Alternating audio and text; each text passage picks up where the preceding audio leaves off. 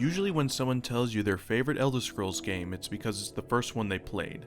That's probably because it's the one they've spent the most time with, and the one that's most novel to them. Morrowind was the first Elder Scrolls game I ever played, and it's also my favorite Elder Scrolls. This is something I wanted to keep in mind while I re-examine Morrowind for this video, and I feel this is something you, the viewer, should keep in mind as well. But I still feel like Morrowind is not only one of the greatest Elder Scrolls games, but one of the greatest RPGs ever. And if you can handle the outdated graphics and gameplay, and want to immerse yourself in a foreign land, then I highly recommend it. Also, spoiler alert, for a 15-year-old game, I will talk about the story and some of the wonderful things to discover, so if you want to play this game and experience everything on your own, then check back with this video later. Chapter 1. Atmosphere, or Splendid Isolationism. In Morrowind, you're alone. Sure, you'll occasionally have a companion, but they're so useless and rare that they couldn't even count. No, Morrowind is meant to have this feeling of isolation and alienation, from the characters calling you Outlander or Inwa, if they even decide to talk to you, to the foreign cultures you'll see. The game wants you to feel as isolated as possible, and that is wonderful. The game doesn't expect you to understand half of the stuff that's going on, which is an immersive way to explain player ignorance. The other and more important reason is that it creates an insular atmosphere, an atmosphere that should give the feeling of personal discovery, like when you were a child and got into something maybe you shouldn't have and found an interesting antique or an unknown new toy. Morrowind is a sandbox filled with fossils, and it lets you ignore the fossils and play with your sand or pick up these artifacts and learn from them. Chapter 2. Content, or the Morrowind tourism industry. The landmass of Ardenfell is magically diverse. Swamps, forests, grasslands, cities, deserts, archipelagos, and volcanoes make up just a part of the biomes the player will visit. For this video I tried to pick a country with a similar climate to Morrowind, but it was just too difficult. The best I got were Mexico, Chile, or even China, but it's just too diverse. I could spend hours comparing between Morrowind and the real world, but at the end of the day, I'm just admiring the work of the game's artists, and that's something I can do with more engagement. Morrowind was constructed in a bygone era where creating art assets, which is basically everything you see, was not a very time-consuming process. It took less time to make a particular object, and so when the artist finished, they could go on to work on the next object. It just took less time to make a particular object, and so when an artist finished, they could just get to work on the next object, and the next one, and so on. This made Morrowind a deep, intricate, and engaging environment to play in. The main experience with Morrowind is exploration, and it earns that title with the amount of alien yet grounded places. Nothing is completely grounded in reality, with armor and weapons made of bone, houses made out of ancient crabs, and gigantic force field walls. Every culture is individually crafted to make you go, what the hell? The setting expertly blends real untapped history, high fantasy, and whatever the developers dreamed up the night before. But none of this is overwhelming or unbelievable because the characters of this world are so intricately integrated into the environment. This goes beyond the actual art as well. Writers, too, utilize the additional time for creating more immersive quests and stories. The landmass is rife with little hidden events just waiting for the player to stumble upon. On top of that, Morrowind has dozens of factions, each with their own storylines and exploration into the universe of Tamriel. Even to this day, with thousands of hours invested over my lifetime, I still haven't even tried all of them. I bet even veteran players like me have never contacted any of these vampire clans that are so optional, characters actively divert your attention from them. That's crazy. Game studios today just can't invest the effort into so much additional content. It's no wonder they go down the other route and make flashy set pieces to attract the player into every hole they dug. The art too is really something to marvel at. Sure, its polygon count is unappealing by today's standards, but the idea, what was actually created, is so foreign. The Telvanni Towers, the fauna, the dwarven ruins, and the city of Mournhold really make the world of Morrowind and the Elder Scrolls in general stand out as a fantasy franchise, which is something that doesn't come easy for the fantasy genre.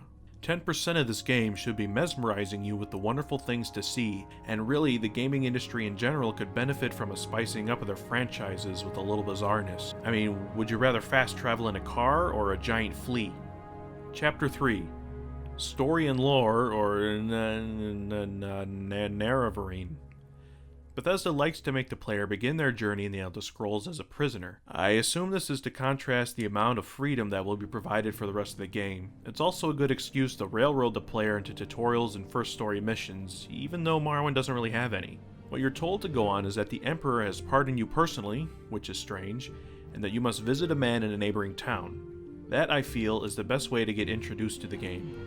No hand-holding, but by the point of a finger, and that is how you're introduced to the world as a whole. Sure, you can talk to each character about every single topic, but they won't even tell you 1% of what's to know about the world of Elder Scrolls. The only way is to talk to everything and read every book found in the game, which is no easy feat either. Some books you'll find all over the place, but others only have one copy in an off-the-path dungeon behind a sarcophagus.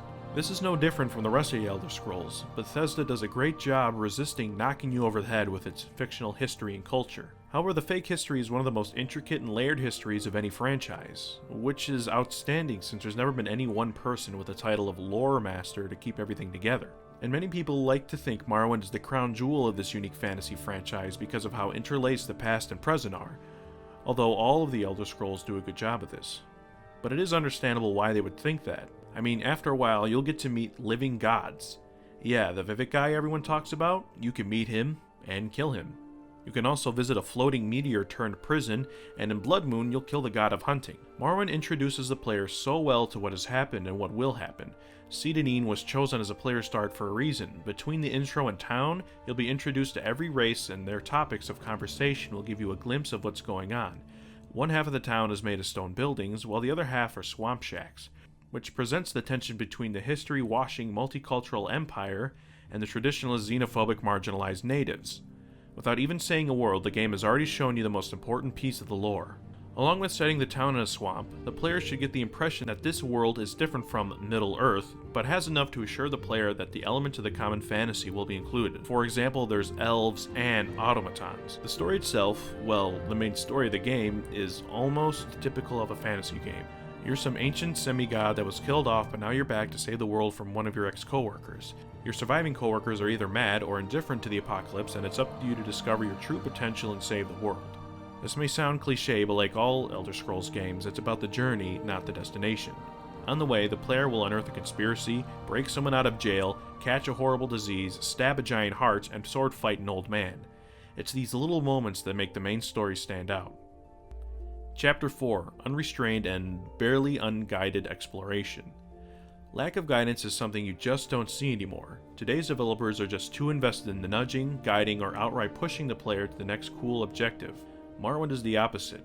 You'd be lucky if an NPC even gives you good directions to the objective. That sounds like a negative, true. Assassin's Creed or Borderlands probably shouldn't be adopting the design style.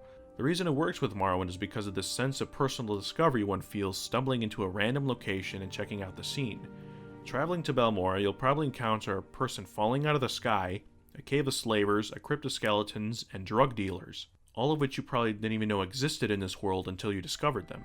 The player is given so much agency in this game. Every new destination, every off-the-path character feels like a true and unique experience, even though every asset was carefully crafted by the designers at Bethesda, which is no small feat. The only other game I feel can top the personal discovery would be Minecraft, which needed to create entirely unique worlds with randomly generated assets. Finding your first Daedric temple is an unworldly treat that the game fortunately does not prepare you for, in both lore and gameplay.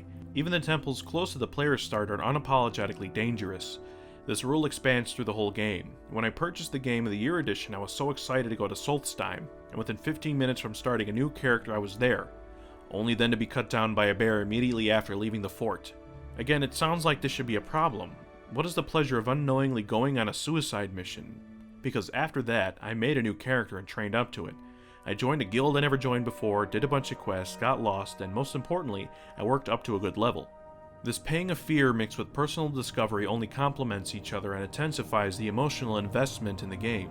It was so satisfying, it was an achievement unto itself. It really gave sustenance to the power fantasy games beg you to feel. Tell me you wouldn't enjoy dropping into some unknown cave because you're a little lost from an ash storm only to stumble onto a vampire cult. You're unprepared, but the skills you've acquired just barely save you. As you struggle with the last vampire lord, he finally falls and leaves his treasures to you. And don't even get me started on the loot. The most powerful weapons and armor are usually well hidden, with no NPC ever mentioning them. If it wasn't for the internet, these objects would descend into playground myths, and their discoverers labeled as their own homers. However, these myths are real. Chapter 5: Closing. Morrowind is a game that is all about exploration. Exploration of the world, the past, the people, and even yourself.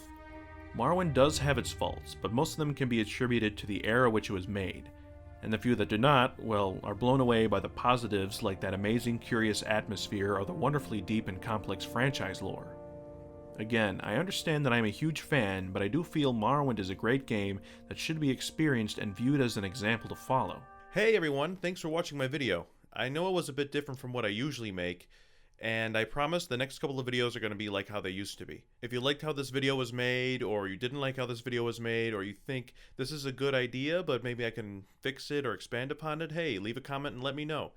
And if you enjoyed what you saw, please like, share, and subscribe.